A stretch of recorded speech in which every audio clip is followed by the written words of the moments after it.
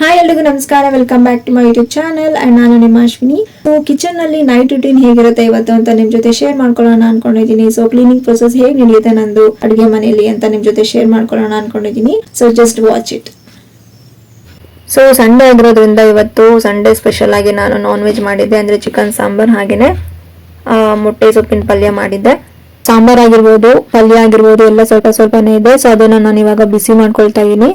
ಅದನ್ನ ಬೇರೆ ಬೌಲ್ಗೆ ಟ್ರಾನ್ಸ್ಫರ್ ಮಾಡ್ಕೊಂಡು ಇಟ್ಕೋತೀನಿ. ಇಲ್ಲಿ ನಾನು ಸೊಪ್ಪಿನ ಪಲ್ಯ ಮಾಡಿದೀನಿ, ಅಂದ್ರೆ ಗಣಕೆ ಸೊಪ್ಪು ಅಂತ ಏನ್ ಕರಿತೀವಿ ಅದ್ರದ್ದು ಪಲ್ಯ ಮಾಡಿದೀನಿ. ತುಂಬಾನೇ ಚೆನ್ನಾಗಿರುತ್ತೆ. ಜಾಸ್ತಿ ಕೆಮ್ತಿರ್ತಾರಲ್ವಾ, ಸೊ ಅಂತವ್ರಿಗೆ ಈ ಸೊಪ್ಪು ತುಂಬಾನೇ ಒಳ್ಳೇದು, ಚೆನ್ನಾಗಿರುತ್ತೆ. ಇದೆಲ್ಲ ಬಿಸಿ ಮಾಡ್ಕೊಂಡು ಅದನ್ನ ನಾನು ಒಂದು ಚಿಕ್ಕ ಬೌಲ್ಗೆ ಹಾಕೊಂಡು ಇಟ್ಕೊಂಡಿದೀನಿ. ಸೊ ಈಗ ನೀವೇ ನೋಡ್ತಾ ಇದೀರಾ. ಸೊ ಚಿಕನ್ ಸಾಂಬಾರ್ ಹೋಗ್ಬಿಟ್ಟು ಗ್ರೇವಿ ತರ ಆಗ್ಬಿಟ್ಟಿದೆ.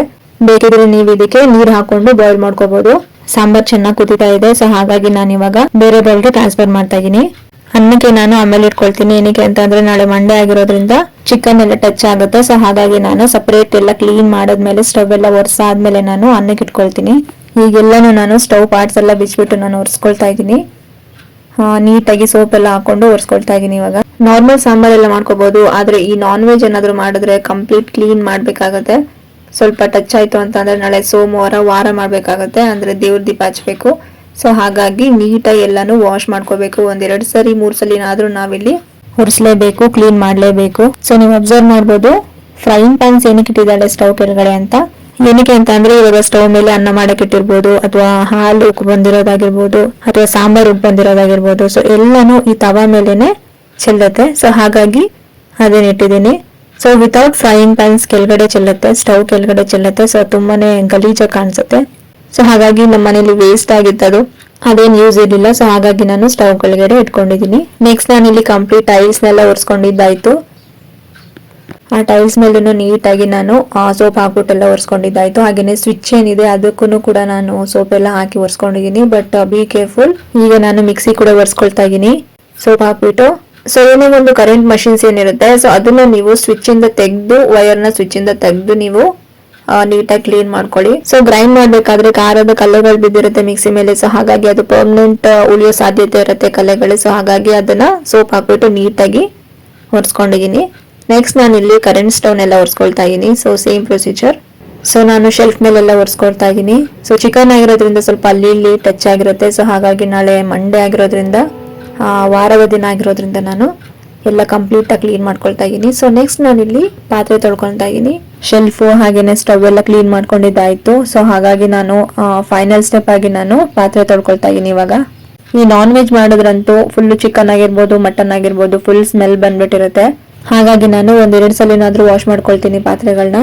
ಫಸ್ಟ್ ನಾನು ಚಿಕನ್ ಸ್ಮೆಲ್ ನೋಡ್ತೀನಿ. ಏನಾದ್ರೂ ಸ್ಮೆಲ್ ಬರ್ತಿದೆ ಅಂತ ಹೇಳಿದ್ರೆ ಇನ್ನೊಂದು ಟ್ರಿಕ್ಸ್ ಹೇಳ್ತೀನಿ ನಿಮ್ಗೆ. ಏನು ಅಂತ ಹೇಳಿದ್ರೆ, ಸ್ಟವ್ ಆನ್ ಮಾಡ್ಕೊಂಡು ಚಿಕನ್ ಮಾಡಿರ್ತೀರಾ ಅಲ್ವಾ, ಅಂದ್ರೆ ಪಾತ್ರೆ ಆಗಿರ್ಬೋದು, ಪ್ಯಾನ್ ಆಗಿರ್ಬೋದು, ಯಾವ್ದಾದ್ರು ಆಗಿರ್ಬೋದು, ನೀವು ಯಾವ್ದ್ರಲ್ಲಿ ಚಿಕನ್ ಸಾಂಬಾರ್ ಮಾಡಿರ್ತೀರಾ ಅದನ್ನ ಸ್ಟವ್ ಮೇಲೆ 1-2 ನಿಮಿಷ ಬಿಡ್ಬೇಕಾಗತ್ತೆ. ಅಂದ್ರೆ ಗ್ಯಾಸ್ ಸ್ಟವ್ ಆನ್ ಮಾಡ್ಬಿಡ್ಬಿಡಿ. ಸೊ ಅದು ಈಸಿಯಾಗಿ ಅದು ನೀರ್ ಬಂದ್ಬಿಡುತ್ತೆ, ನೀರ್ ಬಿಟ್ಕೊಬಿಡುತ್ತೆ. ಸೊ ಆಗ ಆ ನೀರ್ನ ಚೆಲ್ಬಿಟ್ಟು ಮತ್ತೆ ನೀವು ಸೋಪ್ ಹಾಕ್ಬಿಟ್ಟು ವಾಶ್ ಮಾಡಿದ್ರೆ ಸೊ ಕಂಪ್ಲೀಟ್ ಸ್ಮೆಲ್ ಹೋಗ್ಬಿಡುತ್ತೆ. ಬಿಫೋರ್ ದಟ್ ನಾನು ಫಸ್ಟ್ ವಾಶ್ ಮಾಡ್ಕೊಂಡಿರ್ತೀನಿ. ಅದಾದ್ಮೇಲೂ ಸ್ಮೆಲ್ ಹೋಗಿಲ್ಲ ಅಂತ ಅಂದ್ರೆ ಈ ಪ್ರೊಸೀಜರ್ ನ ಫಾಲೋ ಮಾಡಿ, ಓಕೆನಾ. ಈ ಟೈಮ್ ನಲ್ಲಿ ಕರೆಂಟ್ ಕೂಡ ಹೋಗೋದು ಬರೋದು ಹಾಗೆ ಮಾಡ್ತಾ ಇತ್ತು. ಏನಕ್ಕೆ ಅಂತಂದ್ರೆ ತುಂಬಾನೇ ಹೆವಿ ರೈನ್ ಮೈಸೂರಿನಲ್ಲಿ.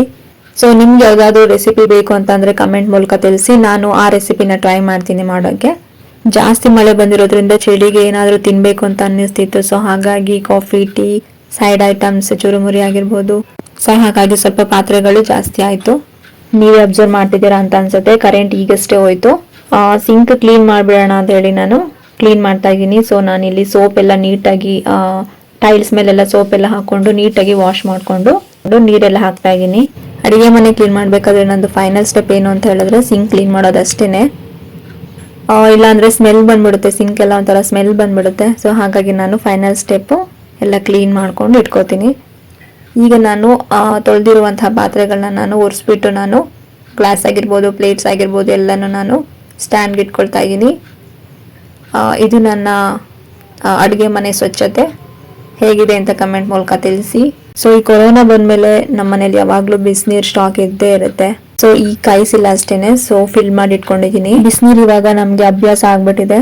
ನೆಕ್ಸ್ಟ್ ಸ್ಟೆಪ್ ಏನು ಅಂತ ಹೇಳಿದ್ರೆ ಎಲ್ಲ ಆದ್ಮೇಲೆ ನಾನು ಈ ರೀತಿ ನೀರನ್ನ ತುಂಬಿಸಿಡ್ತೀನಿ ಯಾವಾಗ್ಲೂ ನೈಟಲ್ಲಿ. ಹಾಗೇನೆ ನೈಟ್ನಲ್ಲಿ ಕುಡಿಯೋಕೆ ಬಿಸಿನೀರನ್ನ ನಾನು ತುಂಬಿಸಿಡ್ತೀನಿ ಈ ಜಗ್ಗಲ್ಲಿ. ಸೊ ಫೈನಲ್ ಆಗಿ ನಾನು ಚಿಕನ್ ಮಟನ್ ಎಲ್ಲ ತಿಂದಿರ್ತೀವಿ. ಸೊ ಫೈನಲ್ ಆಗಿ ನಾನು ಸ್ವಲ್ಪ ಡೈಜೆಸ್ಟ್ ಆಗ್ಲಿ ಅಂತ ಹೇಳಿ ನಾನು ಸೌತೆಕಾಯಿನ ಕಟ್ ಮಾಡಿ ಇಟ್ಕೊಳ್ತೀನಿ. ಸ್ವಲ್ಪ ಟೇಸ್ಟ್ ಬರ್ಲಿ ಅಂತ ನಾನು ಸಾಲ್ಟ್ ಮತ್ತೆ ಪೆಪ್ಪರ್ ಹಾಕೊಂಡು ಇಟ್ಕೊಳ್ತೀನಿ. ಸೊ ನೋಡಿದ್ರಲ್ಲ ಫ್ರೆಂಡ್ಸ್, ನನ್ನ ಒಂದು ಅಡುಗೆ ಮನೆ ಸ್ವಚ್ಛತೆ ಹೇಗಿತ್ತು ಅಂತ. ಸೊ ಯಾರಿಗಿಷ್ಟ ಆಗಿದೆ ಈ ವಿಡಿಯೋ ಅವರು ಪ್ಲೀಸ್ ನನ್ನ ಚಾನಲ್ಗೆ ಸಬ್ಸ್ಕ್ರೈಬ್ ಮಾಡ್ಕೊಳ್ಳಿ. ಹಾಗೆ ಪಕ್ಕದಲ್ಲಿರುವಂತಹ ಬೆಲ್ ಐಕಾನ್ ಕ್ಲಿಕ್ ಮಾಡಿ, ಹಾಗೆ ಲೈಕ್ ಮಾಡಿ, ಶೇರ್ ಮಾಡಿ, ಕಮೆಂಟ್ ಮಾಡಿ, ಹಾಗೂ ಸಬ್ಸ್ಕ್ರೈಬ್ ಮಾಡಿ ಅಂಡ್ ಸಪೋರ್ಟ್ ಮಾಡಿ ಕೂಡ. And thanks for watching this video. Bye.